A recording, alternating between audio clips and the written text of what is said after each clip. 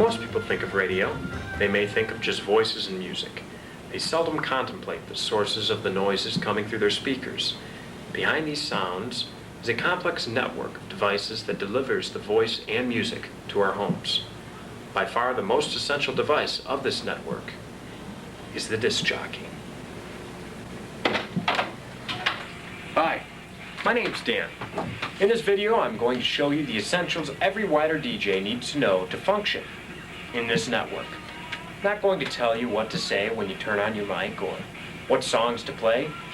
I'm just going to show you the buttons and knobs and what to do to make it happen.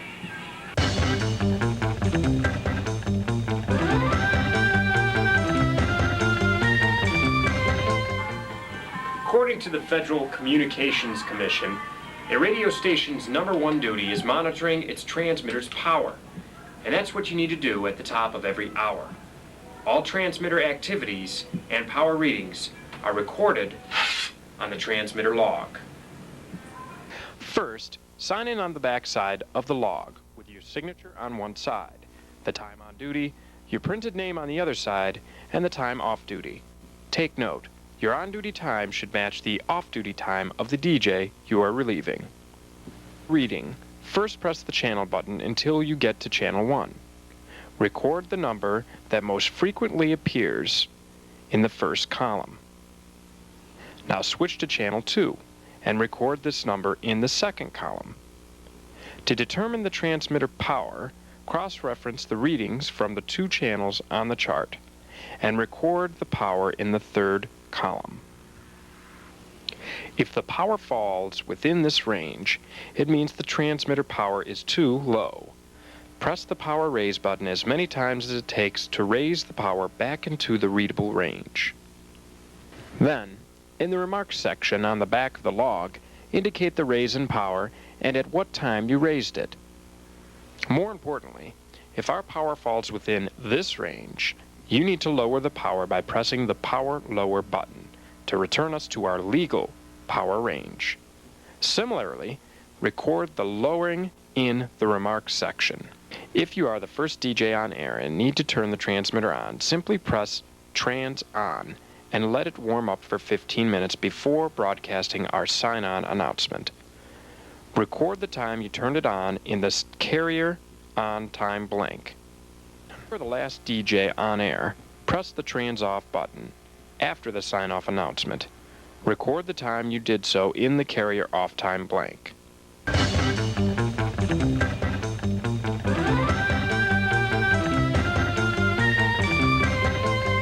Our console contains 8 potentiometers, or pots, which gives you the potential to play from 8 different sources at a time. Each pot contains the following functions. Source selection switches.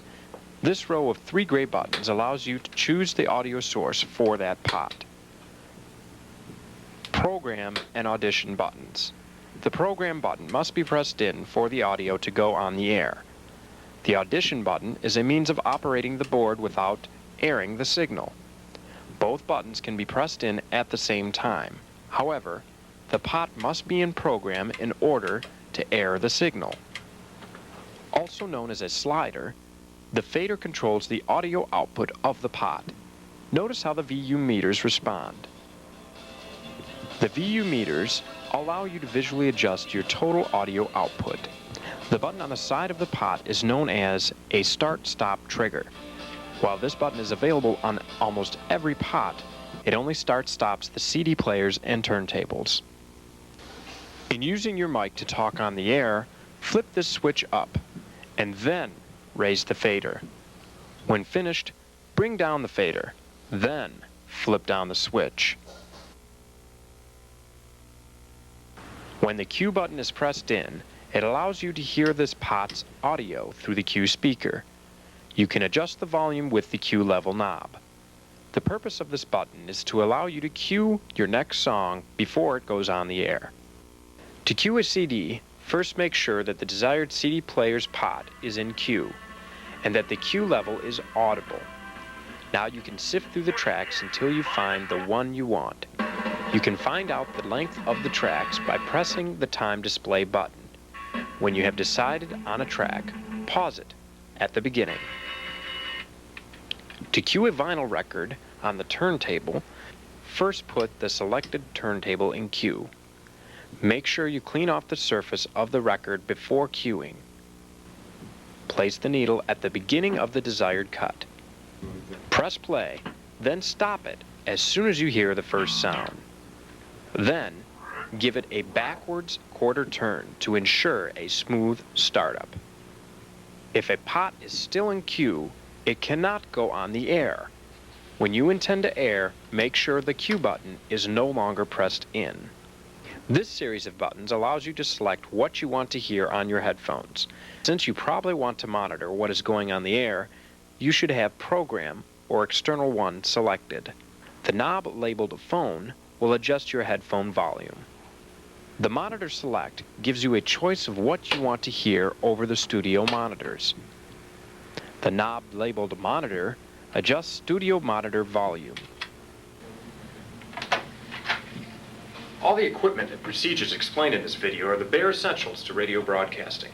Once you begin to use this equipment on your own, it shouldn't take long before you become comfortable with their operation.